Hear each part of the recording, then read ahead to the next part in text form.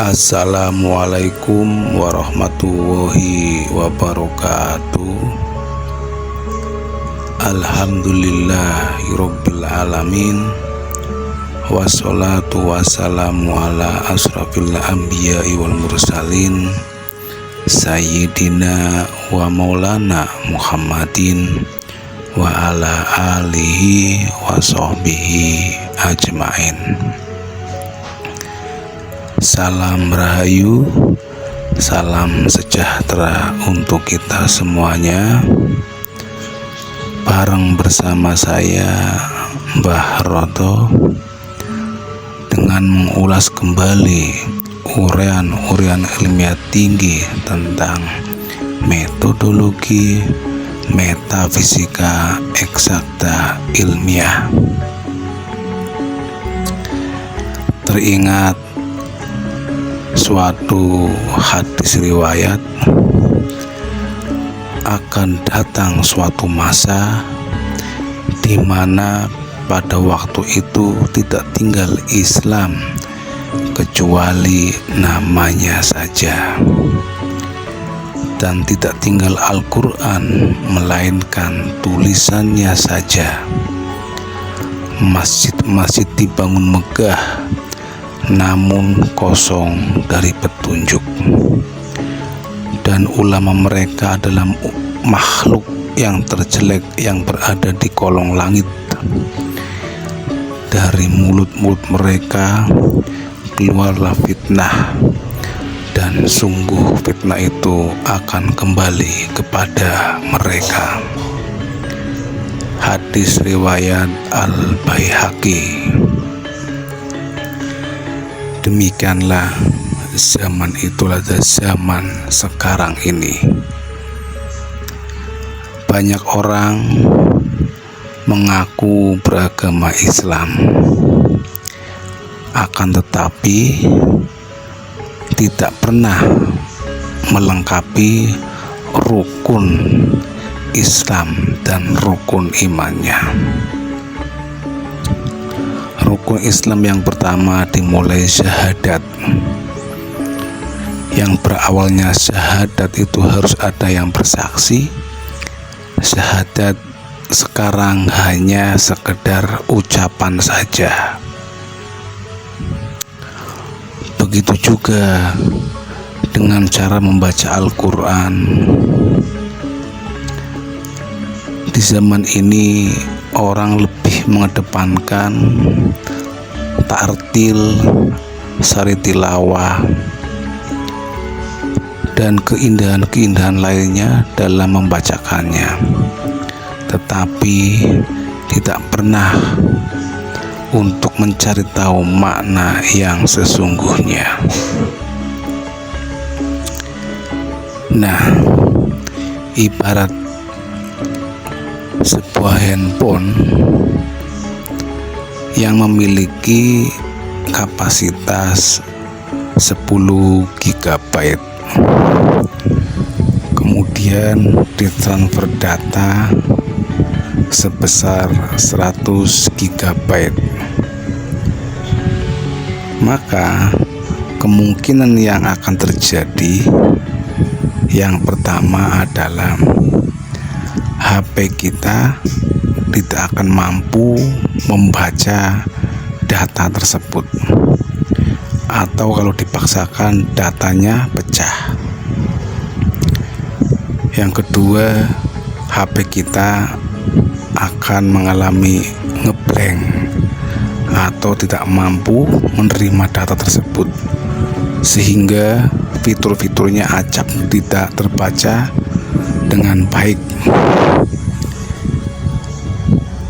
Nah, demikian pula untuk bisa membaca Al-Quran. Al-Quran adalah firman Allah.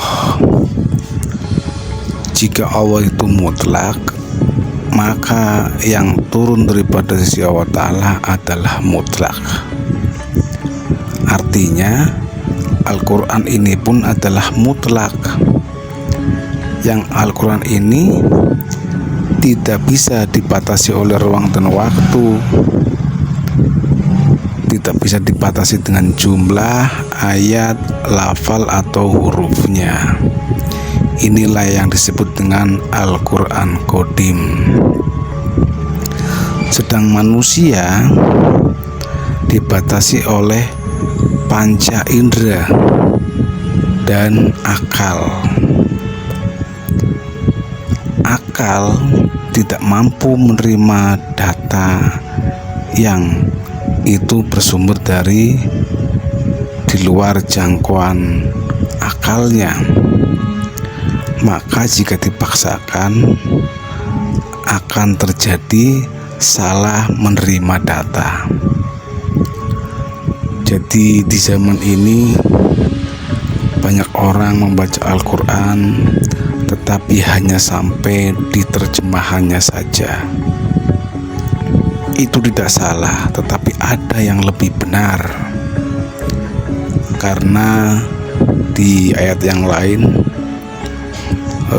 di surat Al-Quran Al-Waqiah 79 yang kurang lebih bunyinya la yamassuhu illal mutahharun. Tidak ada yang menyentuhnya Al-Quran selain dengan ruh-ruh yang telah disucikan. Artinya Al-Quran itu hanya bisa dibaca, disentuh oleh ruh-ruh yang telah disucikan terlebih dahulu. Artinya ada prosesnya untuk bisa membaca ayat-ayat Al-Quran. Bukan sekedar dengan akal panca indera. Karena ayat Al-Quran itu ada tak berlafal huruf yang disebut ayat Qadim. Untuk bisa membacanya mesti dengan ruh, bukan dengan akal. Karena akal tidak mampu membaca firman Qadim yang itu ada dimensi di luar batas kemampuan akalnya.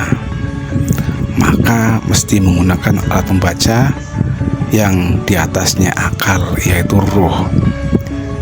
Hanya saja ruh ini mesti diaktifasi dahulu, di-upgrade gelombang kesadarannya terlebih dahulu.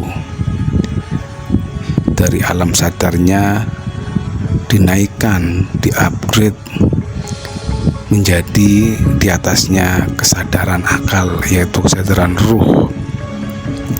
Yang inilah melalui proses jenjang yang panjang. Ini yang disebut dengan taholi, pembersihan, tazkiyatun nafas atau pensucian jiwa. Jadi Al-Quran inilah, yaitu Al-Quran Qadim, yang mesti dibaca oleh semua umat manusia. Firman Allah adalah turun daripada sisi Allah Ta'ala. Al-Quran Qadim yang nur turun melalui ruhaniyah Nabi Musa, maka disebutlah kitab yang tertulis yaitu Taurat. Kemudian Al-Quran Qadim yang masuk melalui ruhaniyah Nabi Isa menjadi tertranslate yang disebut dengan kitab Injil. Al-Quran Qadim yang masuk melalui ruhaniyah Nabi Muhammad disampaikan oleh Nabi Muhammad, kemudian dicatat oleh para sahabatnya. Inilah yang disebut dengan Al-Mushaf Quran. Artinya Al-Quran ini ada di dua dimensi, ada di dimensi dunia dan di dimensi akhirat. Firman Allah di dimensi dunia itu dipengaruhi oleh ruang dan waktu, maka dalam menyampaikannya pun berbeda-beda. Sedangkan Al-Quran yang Qadim itu tidak bisa dipengaruhi oleh ruang dan waktu, karena bersumber yang sama, yaitu daripada Allah Subhanahu wa Ta'ala. Nah, inilah bagaimana cara membaca Al-Quran yang benar, karena firman Allah adalah mutlak. Maka untuk bisa membacanya Al-Quran mesti menggandeng dengan unsur yang mutlak juga, sebagai alat pembaca ayat-ayat qadim yang disebut nur iman dan nur kitab. Jadi nur iman dan nur kitab inilah alat pembaca Al-Quran qadim yang tak berlafal huruf, yang tak terbatas oleh ruang dan waktu. Yang ini akan selalu relevan di setiap zamannya. Yang membedakannya adalah yang menyampaikan di alam dunia oleh rasulnya masing-masing di zamannya masing-masing. Karena tidak sama di zaman ini dengan zaman 2000-3000 tahun yang lalu. Nah, itu sangat sulit. Maka untuk bisa terkoneksi hanya satu jalannya, yaitu membaca Al-Quran qadim.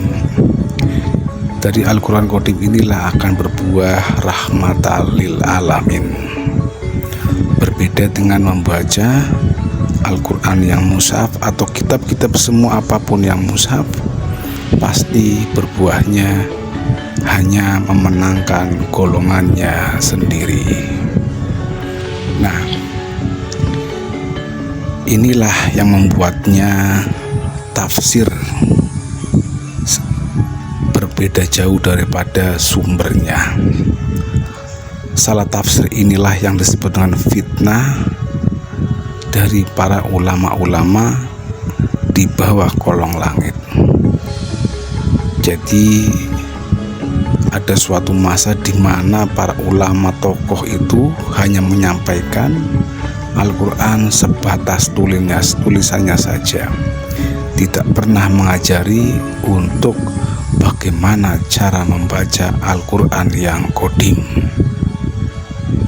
Ini yang sangat penting, karena dari dulu hingga sekarang para rasul itu membacakan ayat-ayat kepada umat manusia adalah Al-Quran yang qadim, yang dicatat di setiap zamannya, dijadikan, dibukukan, dimushafkan dengan berbagai nama yang berbeda-beda sesuai dengan existing zamannya yang berbeda-beda pula. Ada Zabur, ada Taurat, ada Injil, ada Al-Quran mushaf. Sedang sumbernya adalah satu, yaitu Al-Quran qadim atau ayat-ayat qadim. Nah, carilah seorang ulama yang mampu menjelaskan bagaimana cara membacanya ayat-ayat qadim. Dan ulama inilah yang mampu menunjukkan jalan serta caranya, adaptasinya dalam mengenal Allah Ta'ala. Ini satu-satunya ulama di akhir zaman yang mesti dicari, karena seorang al-ulama warasatul anbiya itu hanya ada satu di setiap zaman. Laqad ja'akum rasulun min anfusikum azizun alaihi ma anitum harisun alaikum bil mu'minina raufur rahim. Sungguh telah ada seorang rasul di tengah-tengah kaummu pada zamanmu. Sungguh berat mengharapkan keimananmu, keselamatan bagimu dengan penuh kasih dan penuh penyayang.